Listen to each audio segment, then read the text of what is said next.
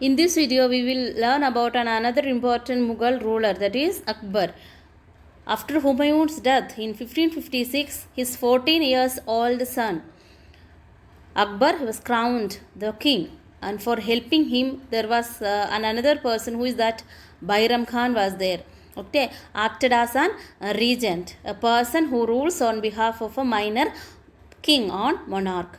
And here we can see the next second battle of Panipat. In the second battle of Panipat, Hemu defeated by Akbar. Okay, and Bairam Khan reoccupied Delhi and Agra. And in 1562, Akbar took over the reign of government, and most of the India, it was under the control of Akbar. And Rajput states, Akbar used diplomacy and marriage many girls from Rajput. Okay, and the Rajputs of Mewar, however, resisted Akbar. In 1567-68, Akbar captured the fort of Chittoor from Rana Uday Singh, and in 1576 he defeated Uday Singh's son Rana Pratap. Okay, and next we can see that his conquest, Akbar's conquest. Akbar conquered many places: Gujarat, Bengal, Kabul, Kashmir, Sindh and Kandahar, and he occupied Orissa and northern Deccan. He died in 1605. He died in 1605, and next we can see that his administration, Akbar's administration. Okay, his administration was based on Indian and Persian tradition. We will get the information from the book Ainai Akbari, written by Abdul Fassal. And first central administration. At the helm of all affairs was Emperor Akbar, and he was the highest tribunal of justice, and he gave personal hearing to people grievance. He was the head of the monarch, and he held audience in the Diwan Ayyam.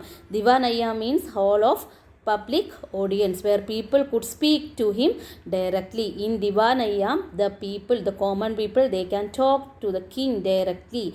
And he personally went on tours and transferred officers frequently to check corruption and promote efficiency. And there was a prime minister. Who is that? We can call him Wazir, and another name of Wazir is Diwan. And king meet his officials in Diwan-i-Khas. Where is the place? Hall of special audience. That means Diwan-i-Khas. And next we can see that the political administration. The empire was divided into provinces. Another name of province means Subhas. Again Subha, it was divided into districts or sarkars. The sarkars again divided into paraganas, which had a number of villages. The towns were administered by kotwals, whose duty was maintain law and order. What was the duty of kotwals? To maintain law and order. Okay, the police station was called kotwalis. Police stations were called kotwalis. And what was the main income or revenue? Land was the chief source of revenue. Akbar's land revenue policy was framed by Raja Todarmal. A system of land assessment was introduced by which the average produce and average price prevailing over the last 10 years was calculated. And he gave more importance for trade. For promoting trade, Akbar built a network of roads and removed certain taxes on trade for promoting trade. And he conquest of Gujarat, Bengal gave him access to seaports. Okay, Akbar encouraged contact with Europe, and a number of Europeans visited his court.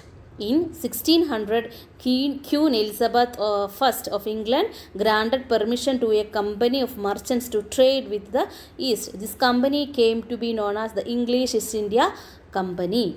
And Akbar's cultural contribution. Here we can see the Akbar's cultural contribution.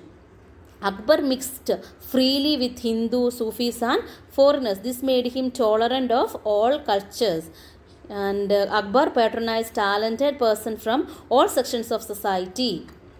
and among them were Abul Fasal, Faisi, Birbal, Abdur Rahim, okay, Raja Todalmal, Raja Bhagwan Das, Raja Mansingh, Tansen, and Deshwant. They were known as the 9 gems of Akbar's court. These people are called the 9 gems of Akbar's court. And learning and literature. Akbar never received formal education and he was a great patron of learning. He encouraged moral education and the study of mathematics, astronomy, logic and history. And it is believed that Akbar's library had more than 4,000 manuscripts. Okay, and Akbar had the Mahabharata and the Ramayana translated into Persian. Akbar had the Mahabharata and the Ramayana translated into Persian. And Abdul Fasal, who wrote the preface of the translated versions of Mahabharata, and he believed that Akbar did this promote understanding among the various religions and communities. He gave importance for other religions also. Okay, and Abdul Fasal was Akbar's close friend and he wrote Akbarnama, a biography of Akbar. The Ain-i Akbar is a part of the Akbarnama, and he wrote many poems also. Okay, these are the important things related with Akbar. Okay.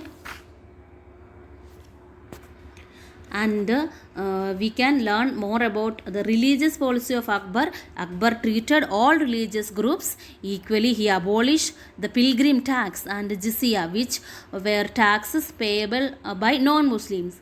Okay, and he even celebrated certain Rajput festivals also.